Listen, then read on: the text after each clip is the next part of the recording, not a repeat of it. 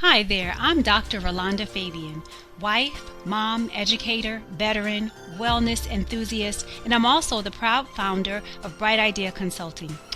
I'm passionate about helping you thrive, prioritizing your well-being, achieving your breakthroughs, and unlocking your personal potential.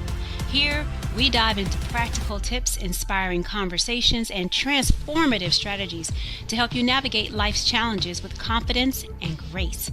Whether you're looking to strengthen your relationships, practice better self-care, or find balance amidst the chaos, you are in the right place. So if you're ready to grow and create the life you always dreamed about, welcome. I'm so glad you're here. Now let's dive into today's episode and start building your brighter tomorrow today. Last week, I asked you to do one thing. Find something you accomplished in the last 12 months, something your past self would be proud of, and say this out loud: I did that. I'm proud of myself. How did that go? For some of you, it felt good, surprising, maybe a little emotional. Maybe you hadn't heard those words in your own voice directed at yourself in a very long time. For some of you, you tried it. You got halfway through, and then something happened. You changed the subject in your own head. You immediately added a qualification. You said it, then immediately thought of 3 things that were wrong with it. That interruption, that reflex, is what we're talking about today. Welcome to another episode of the Dr. Rolanda's Bright Ideas podcast, and I'm your host, Dr. Rolanda, and this is part 2 of the Milestone Myth, and share more on the reasons you have so much success in your life, but you are stuck feeling like you will never arrive. All right, so here's what I've noticed. And I've noticed it in hundreds of women I've worked with, coached, and observed. High capacity, high output, high achieving women know how to celebrate other people, lavishly, enthusiastically, and without condition. For example, when your colleague finishes a hard project, you show up, you celebrate. You see your loved one's effort, you honor it fully without needing it to be perfect first. When your colleague gets the promotion, when your child masters something difficult, when someone on your team has a breakthrough, you are all the way there, and you make them feel seen. You mark the moment. But then something good happens for you. Celebrate? Not you. You're too busy thinking, it could have been better. It really wasn't all that impressive. Or it only worked because the circumstances helped. I still have a long way to grow. So many others would have or could have done more or better. Did you hear that? You would never say those things to someone else. You would never hold the people you care about to the standard. Yet you apply it to yourself. Sis, that is not humility. That is a double standard. And it is one that is costing you more than you know. Let me clear something up before we go further, because I think there's a lot of confusion about what we're even talking about when we say, celebrate yourself. Celebration is not a spa day. It's not a girl's trip. It's not a glass of wine at the end of a hard week. Those things are wonderful, and I'm not opposed to any of them. But if that's all celebration is, a treat you give yourself after you've earned it, you are still in the transaction mindset. You are still saying, I performed well, so I receive a reward. Honestly, that is not celebration. That is compensation. Compensation says, I worked hard, so I deserve something nice. Celebration says something different. It says, I exist, I am growing, I am worth honoring, right now, today, regardless of what this week looks like. Celebration is not transactional or conditional, and it is a birthright. It is something you have to earn. Celebration is a recognition, an acknowledgement, a moment of genuine seeing, of looking at yourself and saying, I see you. I see who you are becoming, and she is already extraordinary. Let me give you a framework, because celebration is complex for most of us. It lives in all 4 of the realms we work in at Inner Realm WELLth. Last week we talked about your spirit, physical, mental, and emotional realms. The spirit realm celebration is the act of sacred acknowledgement. It's the moment you stop, not to ask for anything, not to confess anything, not to intercede for anyone else, but just to say, thank you for what has happened in and through you, and receive it. This is different from a gratitude list. A gratitude list is a discipline. Spirit realm celebration is an encounter. It's the difference between reporting and receiving, between listing blessings and actually sitting inside of them. For the woman of faith, as many of you are, this is the moment where you let the goodness of God actually land on you, not just in your theology. The second realm is physical. Physical celebration is giving your body something other than output, not because you earned it, not as a reward for a good week, but as an act of honor. Your body has carried you through everything you have built. It has shown up when it needed to rest. It has performed under pressure. It has delivered. So, physical celebration is the act of turning toward your body with care, intentionally, not incidentally. Restoration, that is chosen. Enjoyment, without shame. Nourishment, that is not rushed. The third realm is mental. Mental celebration is the deliberate registration of your wins. This sounds simple, but it is not easy, because our brains are wired for threat detection, not win registration. We move past the accomplishment in search of the next problem. Mental celebration is the practice of forcing a pause, of making your mind slow down long enough to say, this happened, I did this. Let me actually take this in. Research is very clear that the brain needs time to consolidate positive experiences, to move them from working memory into long-term storage. When you skip that processing, your wins literally do not stick. You accomplish something big, and your brain treats it as if nothing happened, which is why you can have an extraordinary career and still feel like you haven't done anything significant. You have to recalibrate your brain to see celebrations instead of moving on the next. The fourth realm is emotional.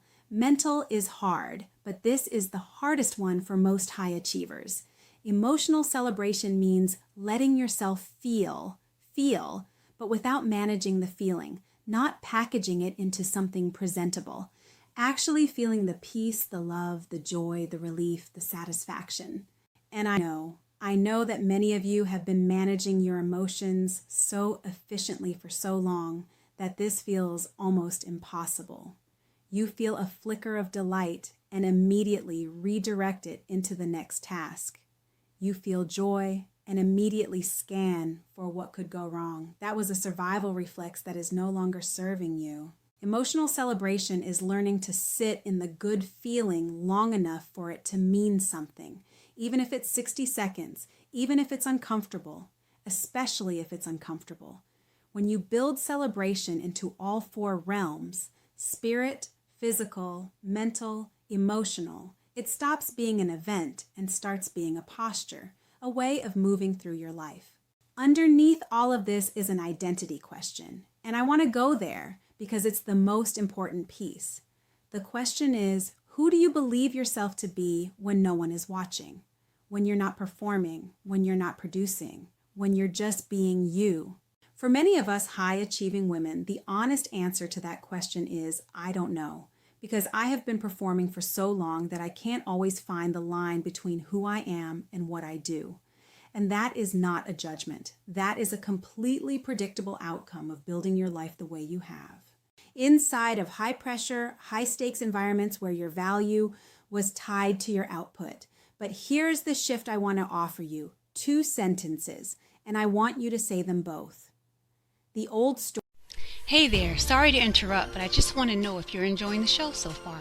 If you are, this is the perfect time to hit the subscribe button and turn on your notifications. By subscribing, you'll never miss out on the practical tips and inspiring conversations and our proven strategies where we're showing you how to prioritize yourself, strengthen your relationships, and thrive in every area of your life.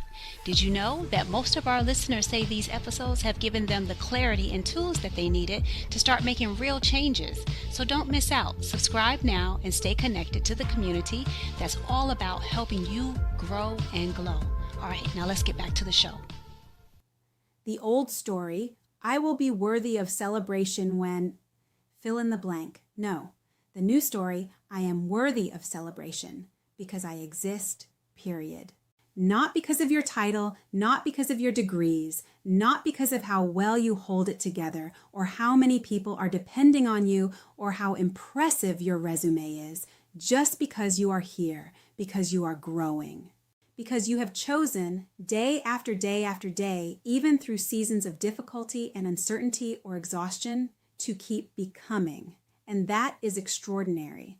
You are worthy of celebration because you exist. Full stop. That shift from earning to being is the work of a lifetime. I won't pretend it happens in one episode. But it starts right here, right now, and with that sentence. I have to address one more thing before we close, because it's one of the most reliable ways that women steal their own celebration. Comparison. Here's what I mean. So you are scrolling and you see what she built, what she launched, what she's wearing, where she traveled, how she speaks, how her brand looks, and suddenly where you are feels like less. It doesn't matter that you don't know her story. It doesn't matter that you are seeing a highlight reel, not a life. It doesn't matter that you have no idea what it cost her or what's happening behind the scenes. In that moment, her arrival feels like evidence of your not yet arriving. And I want to say this as clearly as I can. Her arrival does not diminish yours. Her milestone is not evidence that yours doesn't count. Her abundance does not reduce the supply available to you. You are not in a race with her. You are on a journey with yourself. And the person you are measuring your progress against should be that version of you from about a year ago, not the highlight reel of someone else's journey. The next time comparison tries to steal your celebration, I want you to do something. I want you to intentionally celebrate her, and then immediately after you're done, celebrate you in the same moment, because they are not in conflict. Abundance is not a zero-sum game. Her win is not your loss, and your win does not require her to have done less. Let me give you something concrete to carry out of here. This week, I want you to choose one celebration in each of the 4 realms. Just one. Not a program, not a commitment, one thing. Spirit. Spend 5 minutes in silence, not in petition and not in gratitude listening. Just receiving, sitting inside of what has been given to you and letting it actually land. Physical. Do one thing for your body that has no productivity attached to it. Not exercise as optimization, not food as fuel management. Something that honors your body as worthy, not because you earned it, but because it makes you feel good inside and out. Mental.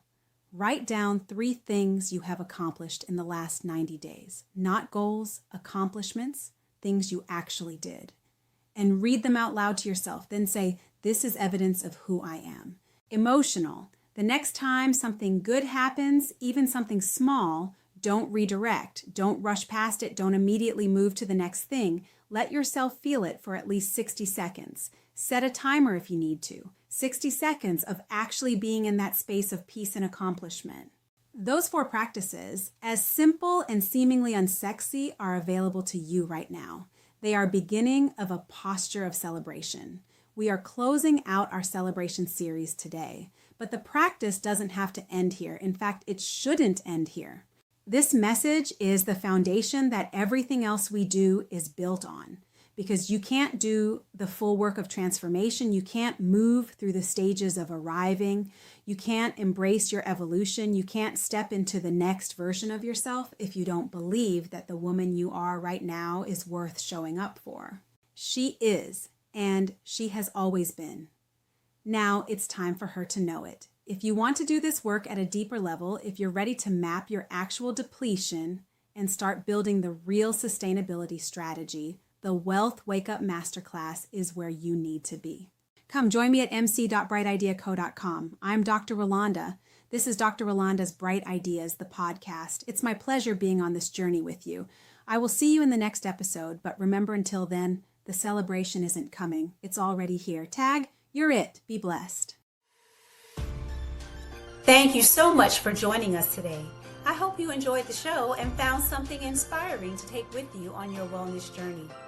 If you're ready to dive deeper and kickstart your journey into well-being, access all of our tools on our link tree at linktr.ee/brightideaco. Take our free wealth assessment to get started on the right path. And don't forget to check out our store at brightideaco.store, where you'll find a curated list of our tools and resources to support your personal growth in your journey. You'll find these links in the description and in the show notes. Before you go, be sure to hit subscribe and also tap the notification bell so you'll be the first to know when we release new episodes. Well, I can hardly wait to see you next time. Meanwhile, take care of yourself and keep shining bright.